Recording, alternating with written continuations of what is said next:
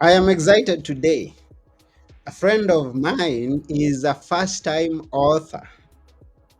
His name is Baraza J Namunyu, and he's written a book known as Rising from the Ashes. This is Now Tell Us. I'm your host, Antony Muiruri. At Now Tell Us, we get to have guests come and tell us stories. They come and inspire us, they come and educate us on a subject, and always we are having great guests. And our guest today is a dear friend of mine. I've known him for many years. And this is where the excitement comes from. You have a friend who's been there for so many years with you, and then he does something important, something great, something phenomenal like this book. You've got a reason to be excited. And so I'm not going to take one more minute because I need Baraza here as soon as possible to tell us about rising from the ashes. She's talking about three ladies, three women, and we're going to find out who are these three women and why did he choose to write about them. So please join me as we go and meet Baraza. Remember to share this episode with all your friends. If you have a comment, please, we love feedback. Subscribe to our channel. Questions are welcome. We try to answer them as much as we can. And now join me as we go to meet Baraza. Here we go.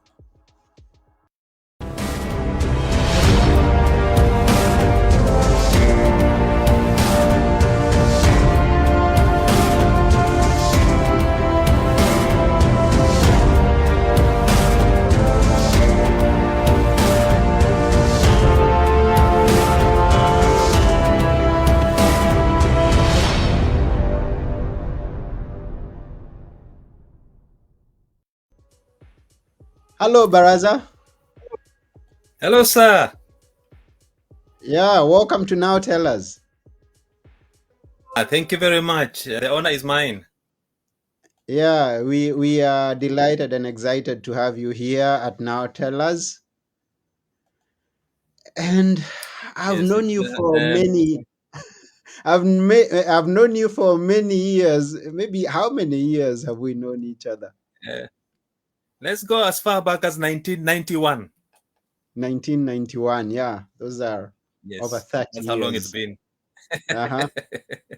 Of Yeah, and it's unbroken friendship.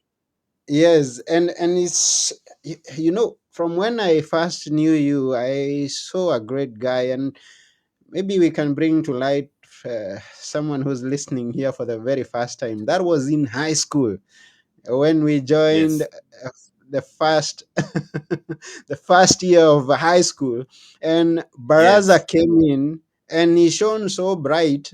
Now, and I'm going to tell them what you did that left me and everyone else in the school ex- surprised or maybe excited.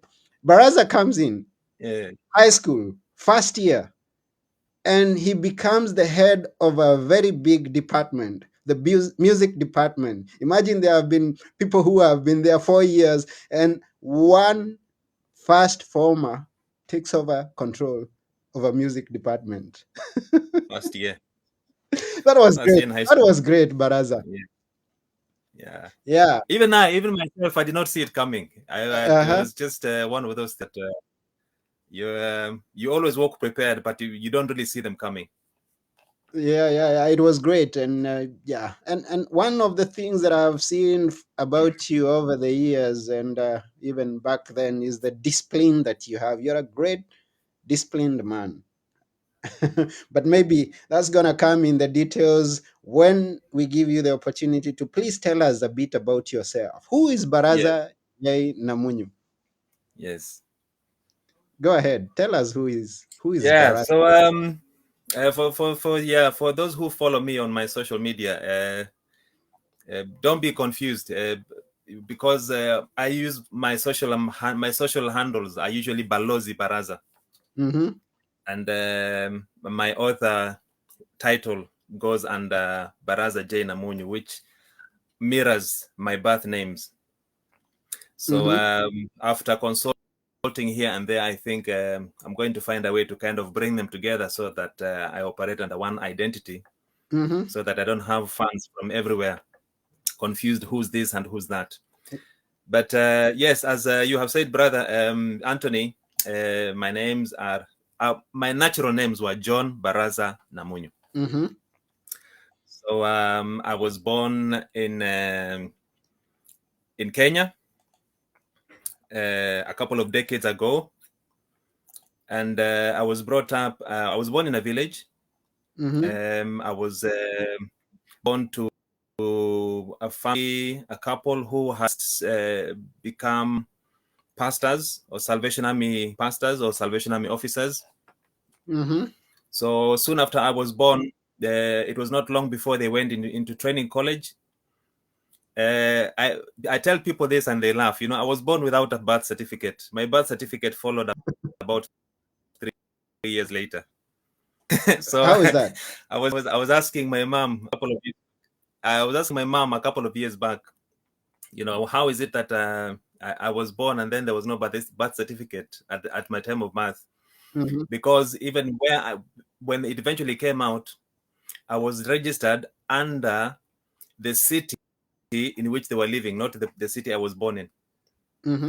So what she explained was that during those days, bureaucracy was very difficult, but at the same time, birth certificates, nobody paid too much attention to birth certificates. People started looking for birth certificates when they were grown-ups. Sometimes we even started looking for for birth certificates when somebody has just died, because you needed a birth certificate to register a death certificate. Interesting. So that's how it worked. That's the Kenya it was in those years, the 70s and the 80s. So when eventually, because they were moving around a lot because of the work with the ministry in the church.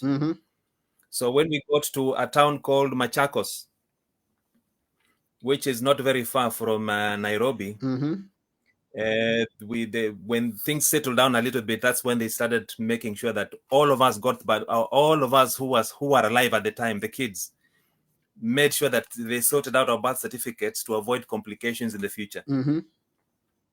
So I believe I got my birth certificate. I have a younger sister who's 2 years younger than myself. Her name is Rebecca. Currently, she's settled in Canada. Okay. But we got our birth certificate at the same time. Yeah. So but my name, we were not registered on the same birth. Otherwise, thankfully, otherwise we would be twins. Okay. Yes. Means on the papers. Yes. So everything was backdated, but the birth certificate came late. And in my generation, children in my with that generation of mine, it was a very common occurrence that sometimes the paper is missing. Maybe because you had to be registered at the chief's office. Yeah. So you go to the chief's office and the chief does not have paper. What are you going to do? And it has to be ordered from Nairobi. Yeah. And sometimes it takes about 2 to 3 weeks for the order to come through. We get it. And yes, and your parents cannot wait because they have to move about and things like that. So that kind of domino effect. But eventually we got there. I got my birth certificate. My name was officially registered. I was officially recognized as a citizen of the country. Your official birth name? Yes. Is John Baraza Namunyu. John Baraza Namunyu. Okay. Yes, that is my official birth name. And where does Balozi come in? Because your social profile is Balozi. Yes, so Balozi is just a very recent tag that I think it was more of it chose me rather than I chose it. In the sense that since coming to the UK, and especially after, let's say just during the COVID period, when things were really tough everywhere, and especially in Kenya. And of course, I live in the UK, and of course, lockdown came and we were stuck in our houses for a couple of months. I kept in touch. I was keeping in touch, maybe through YouTube, Facebook, and things like that, on how things were going on, because I'm really concerned about my country of birth, and I try to help communities as best as I can. In fact, it was during the COVID. I don't think I've shared this widely, but it was during the COVID period that I actually helped my the church where my parents are retired now as we speak. Okay. So the town that they had settled in Kitale, they were really struggling because they needed to finish the building, the church building they had started. But of course, with COVID, everything came to a standstill, and everything was just a struggle. So it was during this COVID period that everything had gone quiet. Thankfully, construction was still going on. Construction was not affected very much by lockdown. So it was during that period that I found ways and means of helping them to finish the main structure of the church building. So apart from that, I was also trying to bring people together in different platforms. I realized that during COVID, WhatsApp was a very good platform to use because it gave me the flexibility to network with as many people as possible. And in the process, I got to meet so many people. I got to meet a lot of real estate companies which needed exposure in the diaspora. And I decided that, I'll do it out of love rather than for money. So I connected, a lot of these companies with the people in the diaspora, and people who needed information. They needed to understand, what they're buying into. So I would create all these different connections, between the clients, between the sellers, and also connect them also to professionals who kind of help to break down break down the unknown, so that now by the time the client makes a decision, it is more of an informed decision rather than out of impulse.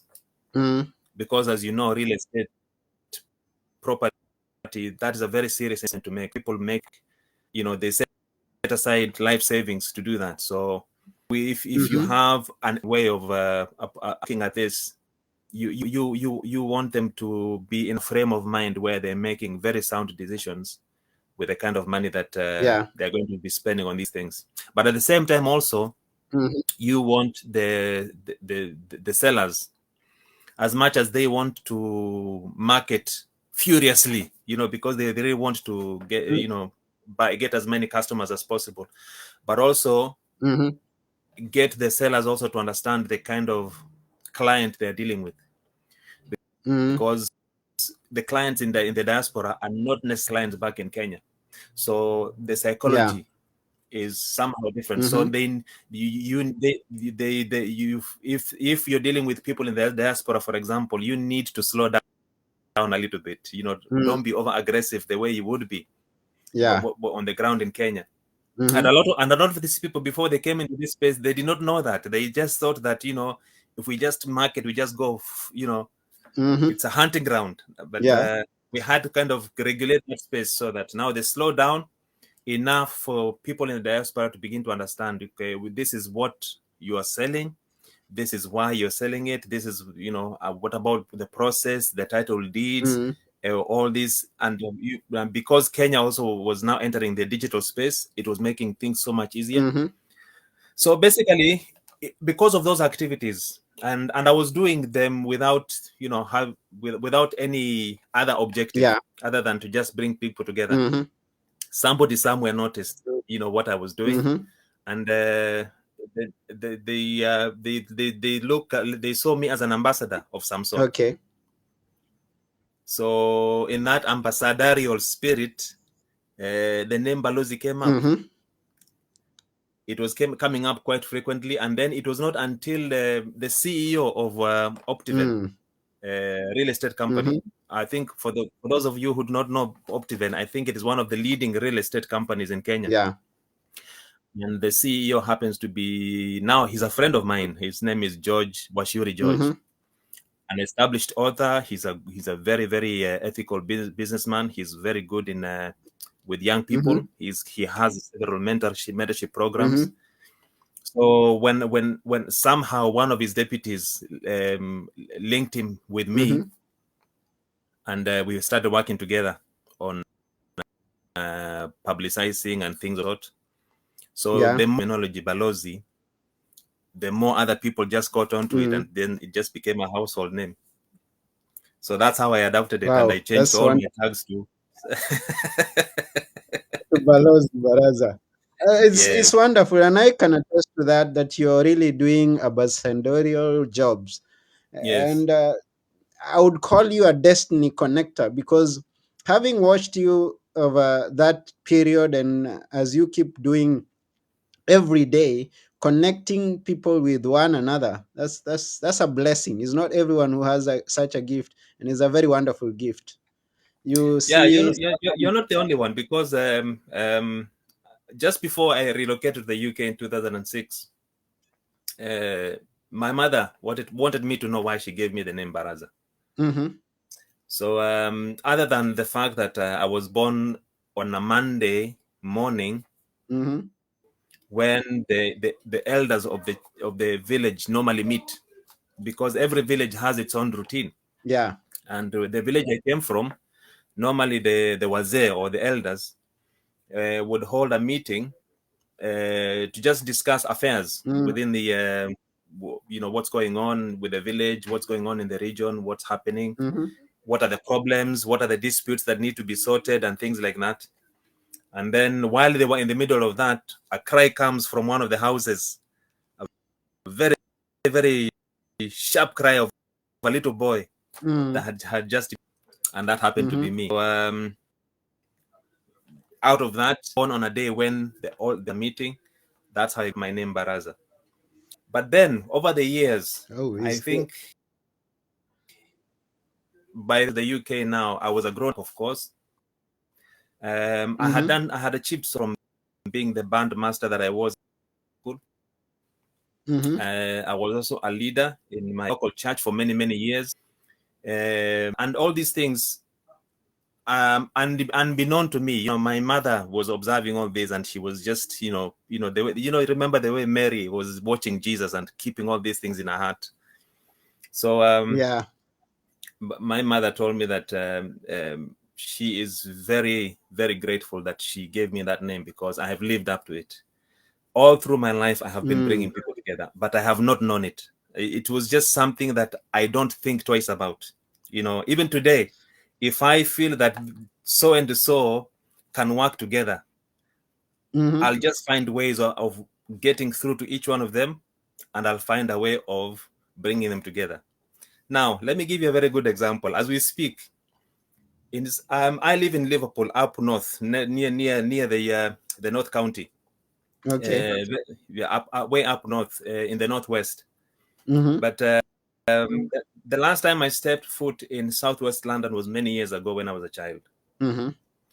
But just about 3 weeks, actually it was last week, there's been a big outcry from Kenyans in southwest London that they do not have an active community group like others do. Because as we know, in the UK and many other parts of Europe, people tend to be isolated.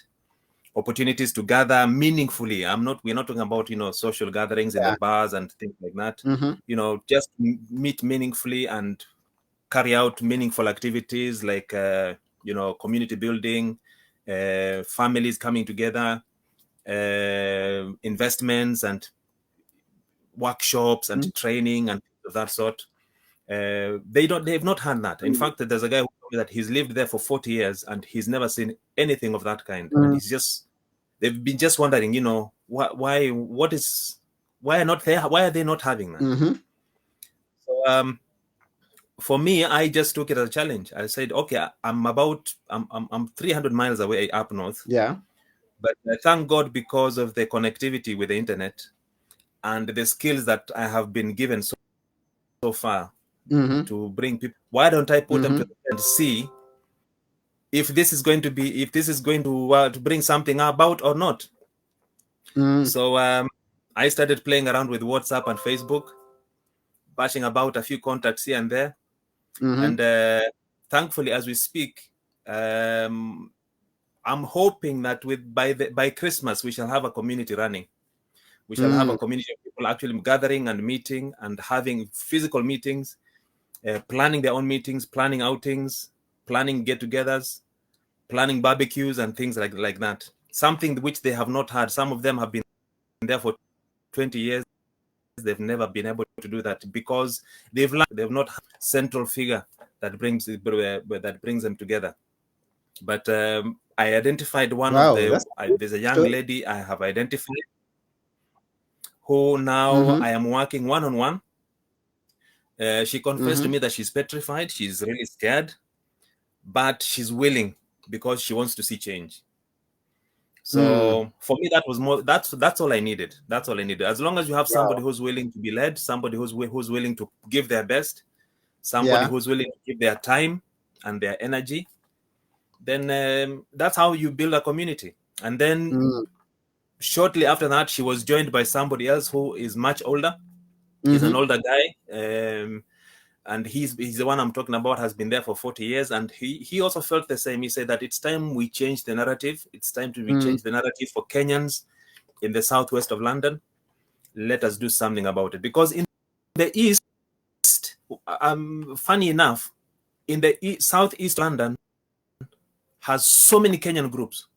And a lot of them have gone to form investment groups. A lot of them have gone to form companies. A lot of them have done so many amazing things. In the north of London, you find the same thing. In the Midlands, maybe Birmingham, Bristol, you have a lot of Kenyan groups happening. But for whatever reason, the southwest of London has kind of now fallen behind. And that's where the opportunity came, let's work with what we have. Let's do what we can with what available on the ground. And people are beginning to support this because now I'm kind of bringing allies that I know in the southwest of London, in the north of London, and in other parts of the UK. I even have friends who are willing to help. We have Zoom meetings. We have these electronic assistance that we have available now. Hopefully we're going to start building a new generation of leaders in southwest London who can now build the community there as they wish, because at the end of the day it is their community and they need to define it according to what needs they have among themselves. Wow, that's a beautiful story. This is really Balozi, otherwise the ambassador. Yes. Yes. Now, today I'm very excited for one reason, and I talked about it at the beginning of the episode. You've written a book, and this book is talking about three ladies, again, connecting people. This is Balozi. Now, who are these three ladies? And tell us about this book, please. Actually, if I can make a confession here, the book came more like an accident. How? Because I've been working on a book that it's more like a biography on one of the ladies. I've been working with her for the last kind of 2-3 years, putting things together. So actually, that was the book that should have been published first. But what had happened was that ever since COVID, I have had the opportunity and the blessing to work with each of these three ladies on 3 different occasions. Okay. But then I realized that in the process of working with them, they were also connected to one another one way or another. So basically, how I came to kind of find myself in that space was back again to COVID years when we were in lockdowns. Now, for me, I'm a very active person when I'm out there. Now it's lockdown, can't go anywhere. So my only relief is watching YouTube. So in the process of watching YouTube, I come across this lovely, lovely, lovely young woman. Her name is Lynn Ngugi. So I know nothing very, I don't know much about her. She, in fact, is not even aware I exist. But you know, in the same spirit, I just felt that there was something about this young woman that we need. That there was something about her, but I could not explain it. So after watching a couple of episodes, there was one particular episode that she did which really, really moved me, and I felt now maybe I just reach out and see. I mean, she can reject. The worst that can happen is somebody says no. So I reached out through, first of all, through the YouTube comments. I left my email there, and that's one way of, like, now Gideon testing, you know, putting the fleece out there. Yeah. So I say to myself, I'll leave my comment there. I'll leave my email there. If she responds, then I know this is meant to be. Yeah. And 2 days later, she sent me an email confirming that she has received my comments, and she's happy to make contact. Yeah. So I basically told her why initially I justified why I established contact. And one of the reasons I had established contact was that seeing her brand of journalism is something I had never seen before. You know, the way she does her talk shows, it reminded me a lot of Oprah Winfrey. And I felt that we've never really had anything of that. So we've had very good presenters in the past. You know, we've had very good news in the past. Like Catherine Kasavuli, you know her, you know Beatrice Marshall, you know, we've had legends. Yeah. But Lynn Ngugi, there was something very different about her. It was not just about the skill of presentation. It is about, there's a certain spirit behind her, which I felt was calling her to greater heights. So I randomly just asked her, you know, if she would be happy to come out in the diaspora and do what she does. What she's doing in Kenya. I think she has a very huge. At the time she was working for a media company called Tuko, and looking at the following she had in the diaspora was huge. And so my thinking was that as soon as COVID is finished, well, how about we found ways of making, of helping or making it possible for Lynn Ngugi to come out in the diaspora and enrich her library, and of course diversify her work with the diaspora. People in the diaspora want to tell their stories. They don't just want to be listening to stories, inspiring stories. You know, they also want to share their stories. But how do we create that bridge that makes it possible for that to happen? Lynn and myself were talking for a couple of for about 2 months, you know, but we were not getting anywhere. So something else came to me. I had heard about this woman called fantastic woman called Lydia Tett Olet. Because I've seen what she does with Kenya and Friends in the Park. I've seen her work in other spaces. And just like Lynn, I reached out randomly and I said to her, look, I'm trying to work on this project, and I feel that I need as much help as I can. This is the vision I have, but I do not have the. But I feel that with your platform, maybe we can work something out. The response I got from Lydia was not what I expected, because Lydia eventually told me that actually she is short of words, because this Lynn is who she has been looking for a very long time. She's been trying to get her contact. She's not been able to. She's been trying to get in touch, because at that point in time when I was contacting Lydia, Lydia also had her own show, and she was hoping that she could bring Lynn onto her show to interview her about her work. So that's how the two ladies came together. Wow. So again, Balozi. Yes, after a couple of meetings. After a couple of meetings, the two actually developed a very, very strong bond. And I got to a point where I felt that if I overstayed my welcome, then of course things become a bit uncomfortable because you become the spare wheel. Yeah. So Okay. I allowed them to get on with what they needed to do because I felt called somewhere else to do other things. Okay. So it was in that process that the two of them continued working together. Even by the time Lynn had left Tuco and worked independently, Lydia had already prepared the groundwork, and Lynn was able to make a tour in 2000 and last year, actually 2022. Okay. Lynn was able to make her first UK tour, and it was a resounding success. It was better than we had imagined, because initially we had thought she would just be based in London. Okay. But I think sometimes looking at there's a clip that you sent just the other day talking about looking at problems at a different way. What you could be Yeah. seeing as a problem could be a blessing in disguise. Yeah. So what looked like COVID actually was a big blessing in disguise, because it is what opened the big doors that Lynn Ngugi needed to travel the UK. She was able to travel to Wales. She was able to travel to different places whereas if she had come under normal circumstances, she might just have been confined to Kenya and Friends in the Park and London only. Okay.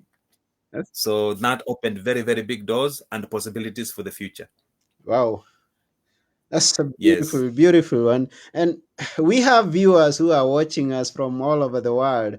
I have someone here known as Lydia. And Yes. Lydia Lanz, and she says that's very impressive, Mr. Baraza. We have to be the change we want to see through boldly starting initiatives like yours. Kudos.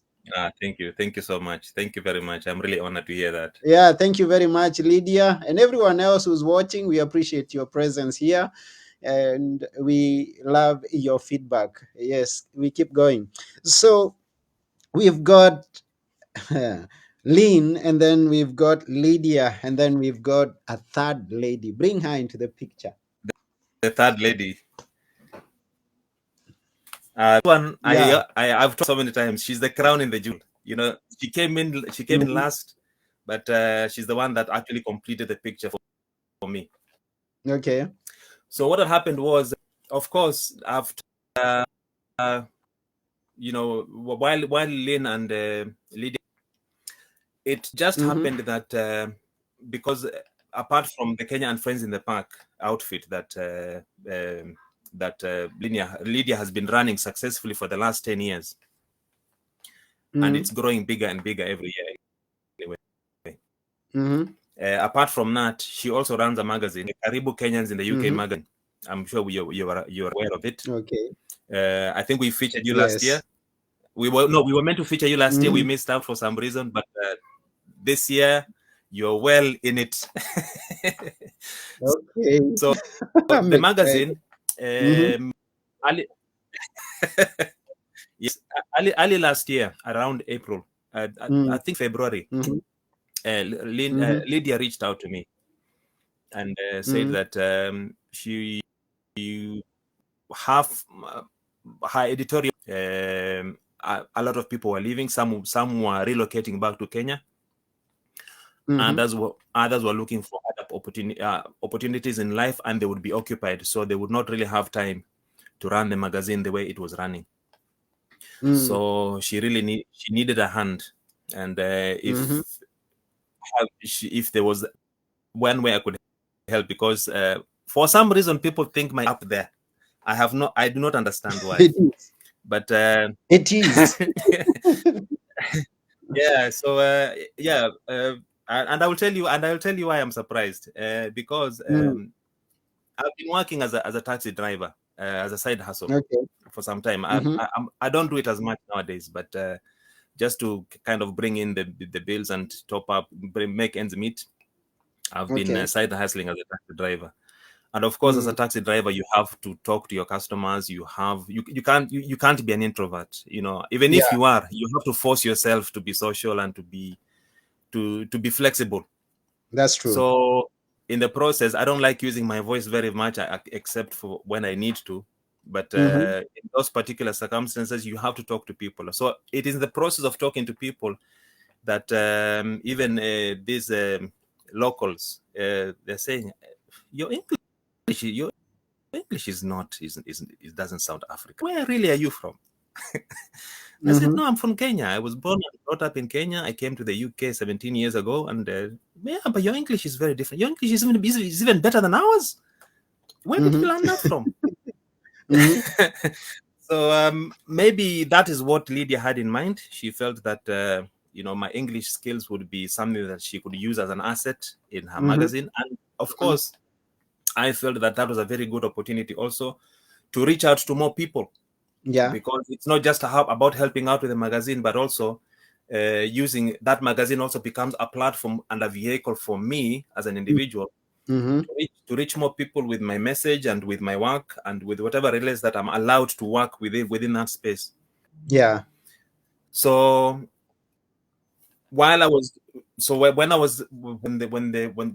bit, the editing bit of the magazine was handed to me,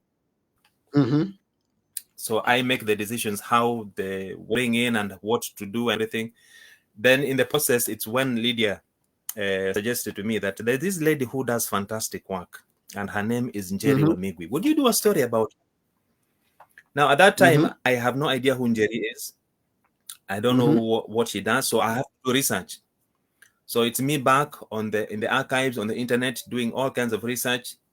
And that's a point where I realized it is true when they say that when you write about a person, you get to know more about them sometimes than even they know about themselves. Because I come up with all kinds of data that I could put together reliably.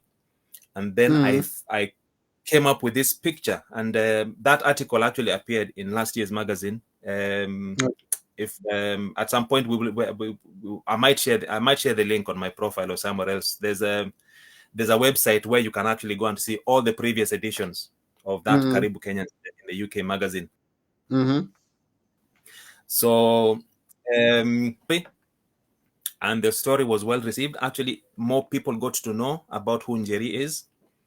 She is the founder of an organization that is anti-gender-based violence. It fights against gender-based violence in Kenya. And the organization is a community-based organization called Usikimye. So Usikimye basically means do not be quiet, do not be silent. And what has happened, what she discovered was that for so many years, she has been a victim of gender-based violence herself. And she knows that one of the crippling things that victims go through is either they become silent themselves or they are silenced by the aggressors. So that's how she came up with the name that no more silence. Do not be silent. You have to speak out. As a nation, we have to speak out as community, and victims need to learn, or they need to be empowered to speak out, because we are not going to be silent about that issue anymore. So for me, that really struck a chord. I still had not made any contact with her, but I was following her work. Now I was more interested in what she's doing, the kind of international contacts that she's making, and the kind of impact she's having around Africa, because she travels a bit around Africa, and you can see the footprint she's leaving wherever she's been is quite significant. So it was only this year now. We're coming down to how the book came about.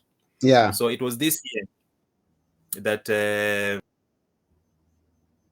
because I know we Lydia to bring Lynn. So this year, as we were working, something was kind of making me unsettled. The more I was thinking about, the more I was thinking something is missing and I do not know what it is. Then Lydia on her Facebook posted a picture of the three of them, that picture that you can see on the cover page, of three of them posing together. Yes. So the more I looked at, I said, now I have a connection with all these three ladies, but I want to understand what is the connection there.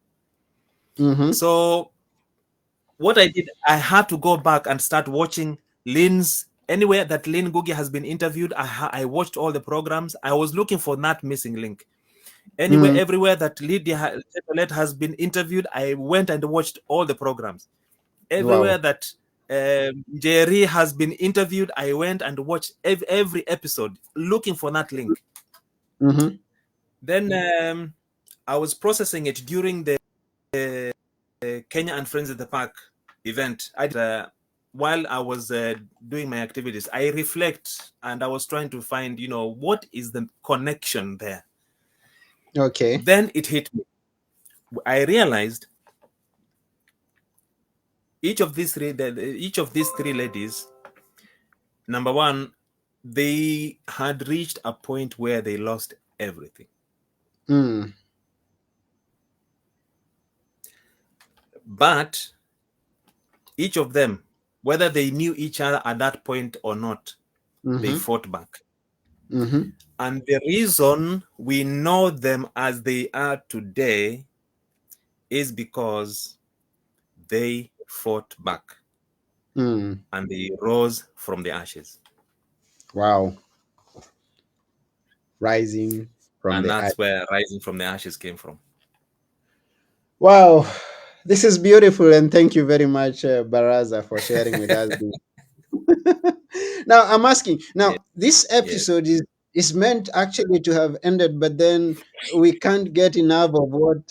So we've just had the introduction of this book, which I'm asking every one of the viewers or listeners to go and get. It's available on Amazon. Yes. The link is in the Yes. description. You can just click on the link and Yes. order your book, like I have ordered mine. I have mine, and I'm feeling it this way, John and Yes. Baraza in this case, Balozi. You have many names. Yes. You're gonna know how to bring them all together at some point. Oh, now, at this point, I have to find a way. Yes. Yeah. So this is what I'm thinking. So the book has been introduced to us by Baraza. Beautiful Yes. cover, beautiful stories of beautiful ladies, three ladies in one, and considering that this episode is supposed to be over, that means that we should have a second episode for us to know some of the lessons. But because as Baraza is writing this book, he shares several lessons that we learn from these ladies. And therefore, why don't we have you sometime back on this episode to tell us more about the lessons, even as other people are going to read it and come and share with us what they've got from the book. Absolutely. Absolutely. It would be an honor. Yeah. Yes. Thank you very, very much, Baraza, for coming to now tell us today. We really Thank you appreciate for it. having me. Yes. Thank you. Thank you Yes. so much. And wonderfully introducing your book, Rising from the From the Ashes. ashes. Yeah. Yes. Yeah. So this has been now tell us. Before we go, just tell us a few words that we should remember from this episode. Yeah, I think it's just to capture what one of your Lydia had said that we can only become the change that we want, and change does not come by sitting on the fence, and change does not come by standing still. Change comes through motion, and sometimes you have to take that step of faith. Coincidentally, the lady I'm working with in Southwest London also is called Lydia. And one of the things that Lydia. yeah, The and Lydia that is covered here, the Lydia commenting, the Lydia you're working with, we're gonna meet a lot of Lydias. yeah, and actually, the lady who taught me how to play the euphonium in the brass band was called Lydia. Whoa. Okay. She was my mentor for many years. Okay. Yes, Yeah. yeah. So we can only become the change that we want. Change does not come by standing still. Change does not come by sitting in the fence, and change does not come by being comfortable. And sometimes we have to be prepared to be misunderstood for change to happen. And it's one of the things that I had to learn the hard way, because sometimes you want both. You want change, but at the same time you want a comfort zone. And there'll be times in life where you just have to choose one. Okay. Yes. You heard that, all our viewers or our listeners. There's gonna come that time when you've got to choose between the two, either change or comfort. What do you choose? Take that from Baraza Balozi. Thank And you. yeah, it's been a wonderful time having you on our show. We really appreciate and we look forward to having you another time someday soon. Absolutely. Yes, Absolutely. to Absolutely. continue with this wonderful sharing. Yes. So this has been Now Absolute Tell honor. Us. And thank you for having Yes, me. yes, we really appreciate you coming. This has been Now Thank you. Tell Us. I've been your host, Antony Muiruri, and together with our guest today, Balozi Baraza Namunyu, we are saying, yeah, keep rising, get out of your comfort zone and keep Yes. going. Mm. Bye for Yes. now. Bye for Bye. now. Thank you.